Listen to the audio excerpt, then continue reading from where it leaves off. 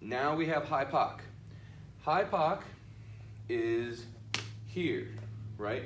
We are punching, and even though it's called high Pak, the main part of the high Pak drill is the Pak, and is the punch, not the Pak. Mm-hmm. This is the helper, right? In fact, I could do this without the, right, without the actual Pak. So go ahead and give that a shot. Okay, so now I'm going underneath And punching. punch. Yep. And you're punching with this part, and you're popping with that, right?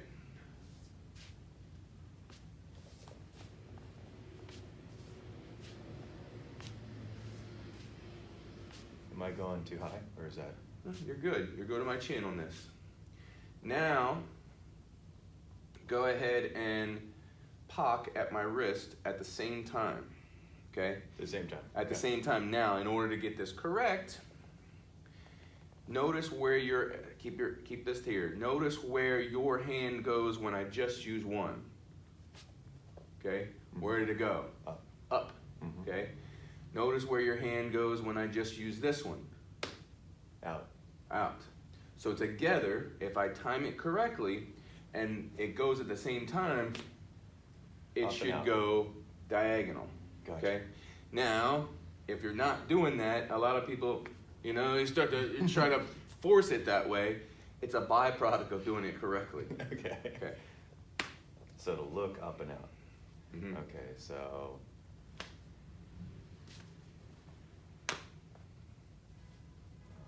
That's just got to be close to. Just bring it around and, you know, just bring it around. Don't worry too much about that. Just try to get the motion down for now. Try to keep this in there. If this comes out too much, I really don't even need to do anything. Yeah.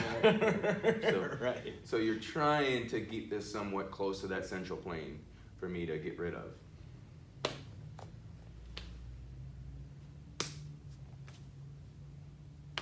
You see how the bottom one didn't hit? That's just because it's a little high. Okay. It's not in play. I don't really even need it. Yeah, right. It's a whole lane right there. It is. It's a lane. Right. So that's the freeway. Oh, yeah, that wasn't. Just a little tiny. Okay. You'll get it.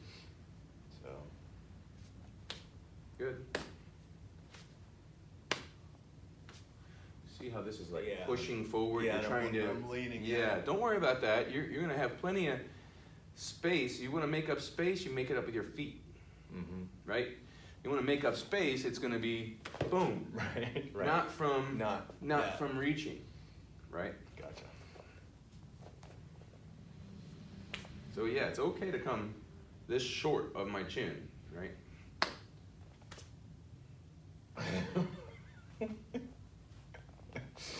It's psychological. I'm like, maybe I'd reach him easier. I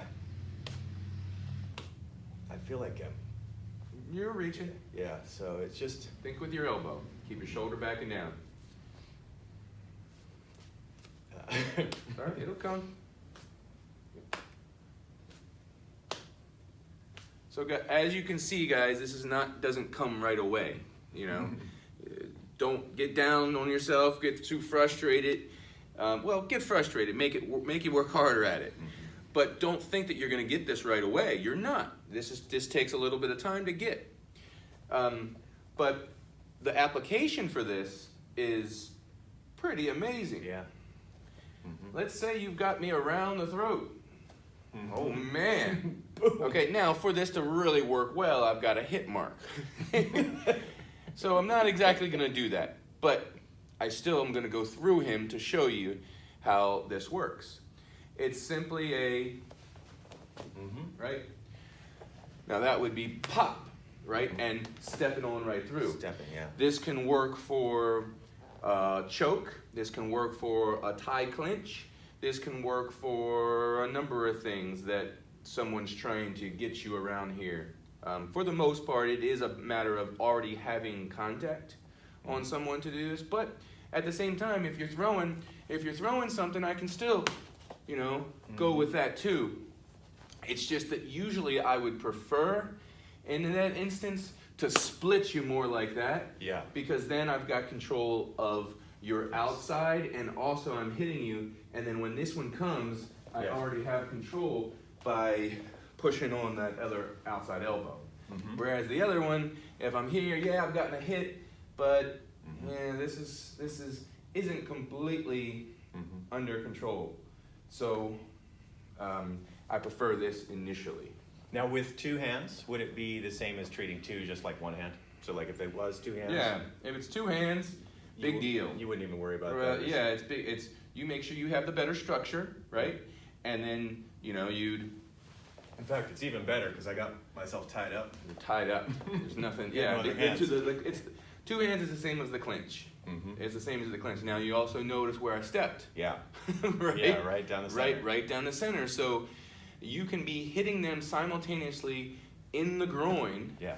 With a high step kick, or a high step kind of like your knee, or wherever it lands, and at the same time going into their throat. And these are two beautiful primary targets that are going to shut down their mobility of their legs and the mobility of their shoulders, because that's the intersection between the center line and the origins of motion, the shoulders and the hips. Perfect. And when you intersect those two things, you shut down the movements, their mobility. Magic. Yeah.